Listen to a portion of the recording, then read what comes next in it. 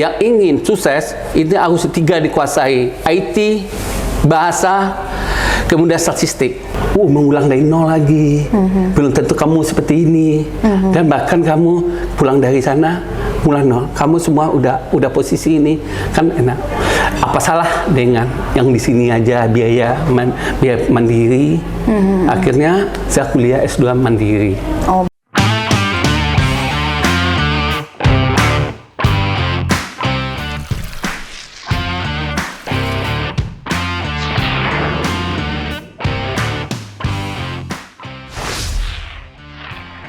Halo kawan cerita, kembali lagi ke podcast Pascalibah, program asik siniar kenali perubahan. Hari ini kita kedatangan narasumber yang oke punya, pasti kawan cerita pada tahu ya siapa, topiknya juga oke ya kan. Di zaman yang serba terkoneksi sekarang ini, menempuh pendidikan yang lebih tinggi baik pada level S2 maupun S3 bukan hal yang asing lagi. Karena banyak jalur yang ditawarkan baik melalui sponsorship maupun pembiayaan sendiri. Nah, kali ini kita kedatangan tamu ya, Pak Joni Mulyasri yang baru-baru ini baru saja melangsungkan wisuda ya Pak, menyelesaikan disertasinya di universitas, nanti kita bahas. Dan Pak Joni adalah salah satu statistisi fungsional muda di fungsi neraca konsumsi BPS Provinsi Sumatera Utara. Jadi BPS Provinsi Sumut punya SDM yang sangat mumpuni dan berkompeten. Langsung saja yuk kita tanya-tanya Pak Joni. Pak Jon, cerita-cerita dong. Tapi sebelumnya sehat ya Pak? Alhamdulillah, puji syukur sehat walafiatnya. Sehat kabarnya ya.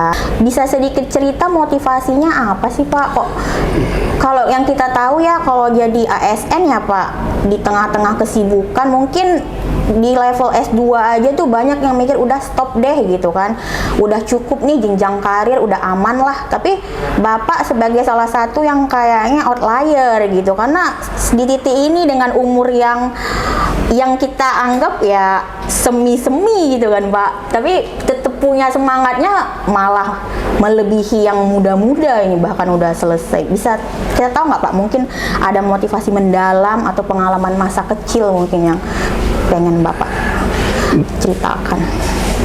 Baiklah Jani, saya tertarik dengan kata outlier. Benar dikatakan outlier. Saya bukan sini aja outlier, di kuliah pun dibilang outlier. Outlier ya? Nah, kenapa outlier?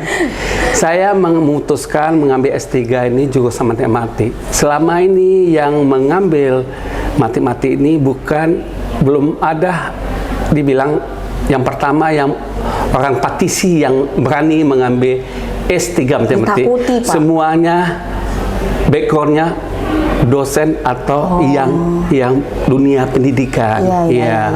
Biasanya akademisi, dosen dan sebagainya. Ini Bapak memberanikan diri sebagai ASN. Kalau boleh tahu itu tujuannya apa, goalsnya apa sih Pak gitu mengambil jurusan? Ini jurusan matematika. Iya. Tapi maksud saya lebih ke matematika ORK atau matematika murni atau apa? Dibilang murni, nggak murni. Terapan nggak terap, di tengah-tengah OR ya, operasi riset. Kalau dikenalnya orang bilang riset operasi. Riset operasi. Kalau boleh tahu judul disertasinya kemarin apa Pak? Disertasi saya ini berkaitan dengan implementasi pemodelan. Ketika kita nih di S3 ini, ketika kita berani di S3, kita udah dituntut mandiri, harus kata problem solving, pemecahan di masalah. Kita udah dilatih mindset kita, pola pikir kita, framework kita harus punya fashion gitu. Jadi kita betul-betul dituntut, kita harus mampu memecahkan masalah. Karena kaitkan ini saya matematik, harus kayak menciptakan suatu model yang bisa diimplementasikan ke bidang apa saja. Nah ini kan tadi Bapak dari tadi kata kuncinya pemecahan masalah, problem solving. Berarti jurusan yang Bapak ambil ini nantinya target sektor apa sih sebenarnya, bermanfaat buat apa sih ini? Gitu. Apakah di sektor usaha, aplikasi dan implementasi dari topik yang Bapak ambil itu gimana sih Pak? Topik kita ini saya melihat kita ini potensi dalam industri. Salah satu saya tertarik kepada bidang logistik, manajemen logistik. Jadi selama ini perusahaan manufaktur dalam di dunia ini sepasang, kehidupan ini adalah sepasang, mencari keuntungan atau minimumkan biaya. Dia lebih bersifat tradisional, pembiayaan berapa biayanya di itu kemudian di laporan yang ini. Jadi perusahaan ini menciptakan barang, dia dari industri hulu sampai ke hilir. Itu ada statement yang dilalui, mulai dari proses penggudangan, proses kayak marketing, pusat pembelanjaan, sampai ke konsumen akhir. Ini masih dalam satu kepemilikan dia. Berarti ini nanti menurut Bapak ya, di sudut pandang Bapak itu aplikasinya untuk pemanfaatan di BPS kira-kira gimana Pak? Oh ya, ini kalau saya ini berkaitan kepada inventory. Inventory itu kaitan dengan barang. Oh, membantu ya dalam barang. Jadi barang di perusahaan ini, mana barang yang cepat rusak, mana barang yang cepat yang tidak rusak. Ini harus jelas ini di mana kita meletakkan posisi barang ini, dihitung biaya-biaya yang dikeluarkan. Ini seluruhan biaya ini saya buat model, dioptimumkan biayanya jadi model dengan asumsi-asumsi. Nah kan Bapak kan di BPS Provinsi Sumut juga ya sebagai salah satu penggawa penghitung PDRB ya? Iya. Neraca pengeluaran ya kan ya? Ada nggak ya Pak manfaatnya ini disertasi terhadap itu menghitung salah satu komponennya misalnya? Salah satu komponen yang menarik itu ada perhitungan persediaan stok inventory. Persediaan, berarti manfaat banget. Ada ya, inventory persediaan. Bisa saya manfaatkan di situ. Oke, berarti mungkin sejalan sih Pak sebenarnya. Tapi ada nggak side effect Bapak menerapkan? Artinya saya mau S3 nih, saya beda dari teman-teman saya yang lain. Mungkin seperti itu ya Pak. Saya ingin punya manfaat yang lebih gitu di masyarakat misalnya. Bapak kan kalau boleh tahu kan Bapak juga dosen ya, seingat saya ya. Betul ya. Dosen ya Pak ya. Saya dosen praktisi karena saya kerja di kantor sebagai ASN. Dosen yang ini tidak mengganggu jam kerja. Saya memutuskan dosen di salah satu perguruan tinggi di negeri itu UIN. Di UIN ya Pak. Kalau di swasta saya bisa ada tawaran juga, tapi malam. Jadi saya harus membagi waktu antara keluarga, kerja, dan tambahan ini. Jadi saya hari Sabtu yang ngajarnya. Nah itu mata kuliah yang Bapak ampu itu apakah juga mata kuliah operasi riset atau gimana Pak? Operasi riset itu kebetulan di UIN itu memang berdiri, dia jurusan matematik. Masih mata kuliahnya ini statistik saya ngajar, dia jurusan matematik. Karena saya dianggap sebagai praktisi, orang UIN itu melihat stakeholder, dia ingat warna, dia minta saya ngajar statistik. Kalau dia matematik murni, dia udah ada SDM-nya. Udah ada. Dia orangnya. Jadi saya lihat warna ke implementasi bagi mahasiswa yang akan menempuh jalur dalam penelitian. Jadi saya membawa mata kuliah semester 6 dan semester 8. Oh, seperti itu ya Pak. Cuman ya ini sih Pak, maksudnya atensi ya, sebab saya pernah baca nih DDA di publikasi Provinsi Sumatera Utara dalam angka nih Pak. Nah itu statistik ASN secara umum ya, ASN secara umum nih Pak, yang mau dan telah menamatkan S2 hanya 10% Pak dari total ASN. Itu kan sebenarnya masih kecil ya Pak. Apa sih Pak kiat yang bisa diberikan ke kawan cerita supaya adik-adik kita atau teman-teman sebaya Bapak mungkin kan mau gitu melanjutkan, tempuhlah pendidikan hingga ke negeri Cina katanya. Padahal sebenarnya banyak ya Pak negeri untuk itu kan. Maksudnya gimana sih Pak membangkitkan motivasi dan gairah gitu supaya kita tuh tetap mau melanjutkan bahwa bisa kok bekerja, nggak melulu bekerja gitu. Bisa kok kita berpikir out of the box gitu kan. Bisa kok kita juga meluangkan waktu untuk mengembangkan kemampuan kita. Apa yang bisa diberikan tips dan triknya sama kawan cerita nih Pak, mau tahu? Yang pertama ya, kita ada kemauan. Kemauan ya. Yang kedua berani mencoba. Nah, ada kemauan, kemudian ada mimpi. Di mimpi itu harus, mimpi kita hanya kalau ibarat kita mimpi udah habis, harus diwujudkan dengan action. Nah itunya. Yang bagi yang muda ini mungkin yang baru, seperti saya dulu ya, saya ingin dulu S2, tapi gaji masih kecil. Sedang beasiswa ada itu dari Bappenas dulu kan, hanya Bappenas, DPPS belum ada kan. Bersaing cukup besar, udah berapa kali saya mencoba.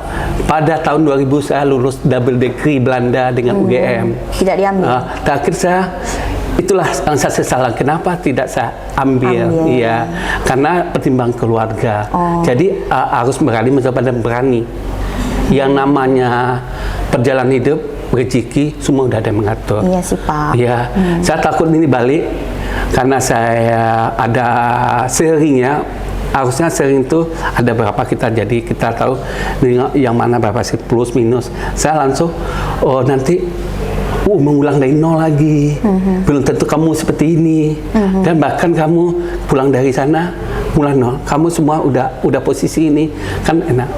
Apa salah dengan yang di sini aja biaya mandiri? Akhirnya saya kuliah S2 mandiri. Oh begitu ya. Tapi memang Pak menjadi dilema ya Pak. Soalnya kan memang kalau kita memilih tugas belajar, kita harus siap melepaskan gitu ya Pak. Melepaskan apa yang kita punya sekarang di dunia kerja. Mungkin kalau Bapak sudah memiliki jabatan fungsional muda, ketika Bapak S2 atau S3 dengan jalur tugas belajar, kita harus melepaskan itu dan kembali belum tentu mendapatkan itu.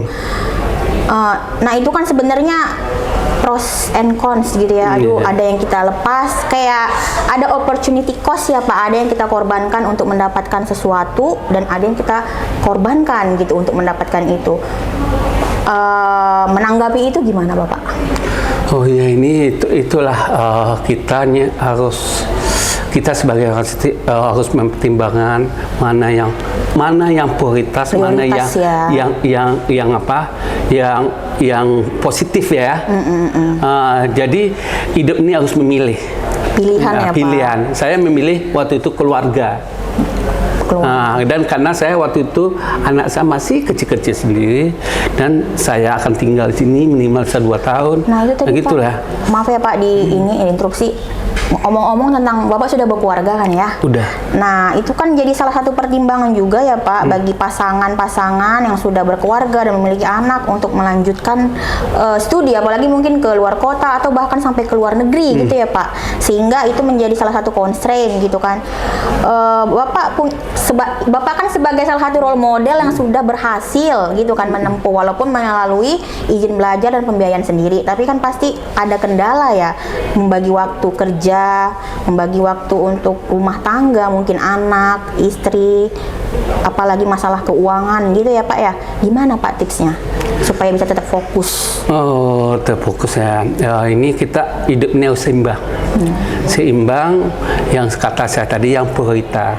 Jadi seimbang waktu keluarga dengan kerja dengan pekerjaan. Kebetulan saya kuliah ini kan kalau kita izin belajar tidak mengganggu jam kantor, maka saya tugas izin belajar ini Sabtu, Jumat dan Sabtu. Jadi Sabtu itu sebenarnya waktu untuk berkeluarga, tapi saya diskusikan sama istri, waktunya dikorbankan. Jadi saya itu terpaksalah ketika itu saya mencuri waktu malam, karena di S3 ini kita ini untuk melakukan penelitian ini, karena saya merancang model ini belum ada, atau model itu dimodifikasi, tidak sama kan, model itu bisa dipakai. Jadi saya harus membedah jurnal. Jurnal ini kalau saya hitung itu hampir 200 jurnal. Tapi itulah Bapak kendala. 200 jurnal itu kita bedah kita itu apa sih masalahnya, apakah kelebihan modelnya, apa kurangnya. Kita bandingkan ini 200. Yang inilah masalah jurnal yang tebal kan, ada tuntutan jurnal itu jangan jurnal udah basi, Pak, minimal 5 tahun. Iya ya. ya. Omong-omong jurnal nih Pak, Bapak berarti udah publish jurnal dong. Kan Bapak udah doktor, syarat minimal berapa Pak? Jurnal yang udah Bapak publish? Ada 3. 3. Iya, yang syarat untuk kita bisa tidak ada di wisuda itu jurnal itu harus Scopus. Terindeks Scopus. Itu terindeks Scopus. 3-3-nya. Syarat indeks Scopus ini ketika dia terindeks K3 harus 2. Harus minimal 2. Kalau K3 yang tertinggi K2 itu K1, K2, K3, K4. K4 nggak boleh lagi. K3 2, K2 1, K3 2, K1 dan K1 1. Bahkan saya K3. Berarti bahkan di USU pun sudah mewajibkan untuk mempublish minimal 3 ya. 3 jurnal terindeks Scopus ya Pak. Ya, tapi 3 itu ketika dia Scopusnya K4. Nah, jadi K3 2. Nah, ya. Berarti juga Bapak sudah banyak ya terlibat di seminar internasional dan punya banyak network nih kayaknya. Iya, saya ada beberapa kali mengikuti. Setiap ada pas seminar internasional, kita sebagai mahasiswa, alumninya, kalau mahasiswa wajib mengikuti, alumni minta dipartisipasi sebagai narasumber, sebagai partisipasi. Dua-duanya ya Pak? Ya. Virtual? Terakhir itu saya masih bukan virtual, langsung. Gimana? Yang terakhir itu di hotel terakhir di hotel Grand Mercure. Oh, masih di Medan ya Pak ya? Oh, itu semuanya pembiayaan mandiri atau Bapak mencari sponsor untuk kita ini karena kita kewajiban partisipasi kita sebagai mahasiswa biaya sendiri, kita membayar sesuai dengan ketentuan administrasi memasukkan jurnal. Nah, kita melakukan presentasi. Nah, ini terakhir nih Pak, saya tertarik. Bapak sudah kira-kira selang 4 bulan lah ya, dari bulan 2 dinyatakan sebagai doktor gitu ya. Salah satu-satunya nih Pak di BPS Provinsi Sumut. Jadi bersiap-siap untuk mendapat banyak tawaran mungkin Pak. Nah, ini kira-kira Bapak sudah membangun jejaring atau gimana gitu di dunia perakademisian? Dan target kedepannya mau apa gitu? Ya, kan mengingat juga ya tadi ya saya pernah bermimpi. Kemudian ini kalau sini ini saya kan lebih ke ilmu dibilang setengah murni, setengah implementasi. Ya.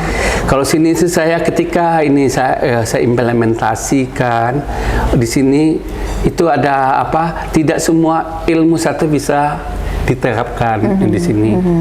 Itu ada nggak bisa diterapkan di sini. Masih tidak optimal. Oh, jadi pemanfaatannya lebih ke teoritis ya, bagaimana mengajarkan kembali pemodelan itu. Karena memang pemodelan operasi risetnya masih terbatas ya di Indonesia ya Pak ya. Menarik sekali Pak. Mungkin tapi saya pengen sih banyak ngobrol lagi dengan Bapak, tapi mungkin waktu ya Pak yang batasi. Saya ini deh Pak mau mendengar closing statement dari Pak Joni buat menyemangati adik-adik, teman-teman dan para pasangan yang ingin tetap berkarir tapi juga tetap seimbang dengan kehidupan pribadi ya kan Pak, pribadi di dunia akademis maupun di dunia kerja. Silahkan Pak Jon, mungkin ada closing statementnya. Nah, closing statement saya yang seperti yang saya bilang tadi, adik-adik yang masih muda-muda ini jangan takut mencoba. Apalagi sekarang udah terbuka ya dunia luar, baik yang biaya pemerintah atau biaya pribadi, bisa kita mencari sponsor. Tapi ada yang 3 hal supaya adik-adik atau yang ingin sukses, ini harus 3 dikuasai: IT, bahasa, kemudian statistik. Ini harus kolaborasi, harus dikuasai itu. Kita ibarat seperti maraton. Ketika kita ketinggalan sendiri, harus ada motivasi. Karena bukan hanya sebagai kekuatan, tapi harus punya strategi untuk selesai dan sukses. Jadi jangan takut mencoba selagi ada kesempatan. Maju, jadilah pemenang. Jangan jadi pencundang. Oke, baik. Makasih ya Pak John Iya. telah meluangkan waktunya.